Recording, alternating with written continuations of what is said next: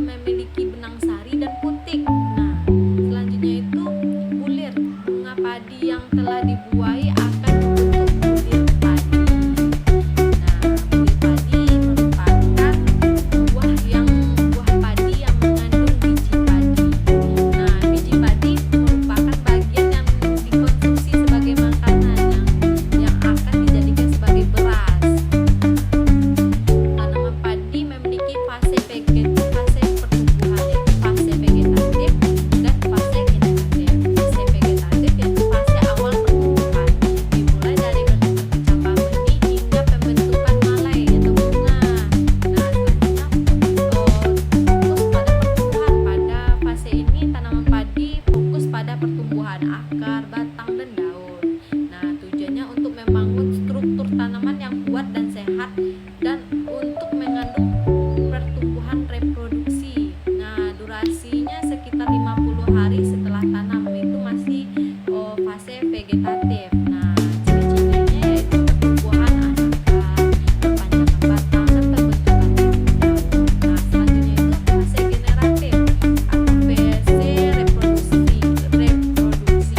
dimulai dari pembentukan malai hingga pematangan biji. Nah, fokus pertumbuhannya itu pada fase ini tanaman ini fokus pada pembentukan bunga, pembuahan, dan pematangan biji. Nah, tujuannya ini yaitu memproduksi biji padi yang berkualitas dan berlimpah. Nah, durasinya itu sekitar 30 hari setelah pembentukan malai. Nah, ciri-cirinya itu pembentukan malai, pembungaan, pembuahan, dan pematangan biji. Nah, perbedaan utama dalam fase vegetatif dan fase generatif yaitu fase vegetatif ini berfokus pada pertumbuhan vegetatif seperti akar, batang, dan daun untuk membangun struktur tanaman. Sedangkan fase generatif ini berfokus pada pertumbuhan reproduksi seperti bunga, buah, biji untuk menghasilkan hasil panen. Selanjutnya yaitu, baiklah di sini saya akan menjelaskan tentang budidaya tanaman padi, yaitu salah satu pertamanya itu persiapan lahan. Dalam persiapan lahan ini kita harus melakukan pembersihan lahan seperti membersihkan lahan dari bunga, sisa tanaman, dan selanjutnya pembayaran tanah, yaitu menggunakan traktor atau baja untuk mengolah tanah agar gembur dan mudah ditembus akar. Nah, selanjutnya itu pemilihan benih. Nah, benih padi yang dipilih ini harus varietas unggul. Yang pilih varietas padi yang adaptif terhadap kondisi lingkungan dan memiliki hasil panen yang tinggi. Nah, selanjutnya itu kualitas benih. Pastikan benih padi itu berkualitas baik, bebas dari hama dan penyakit. Nah, selanjutnya itu persiapan benih. Nah, dalam persiapan benih ini kita merendam benih dalam air selama 24 jam untuk merangsang perkecampahan pada benih padi. Nah, selanjutnya itu penyemaian. Nah, media semai yang digunakan itu media semai yang subur dan mudah menyerap air. Nah, selanjutnya itu penamburan benih.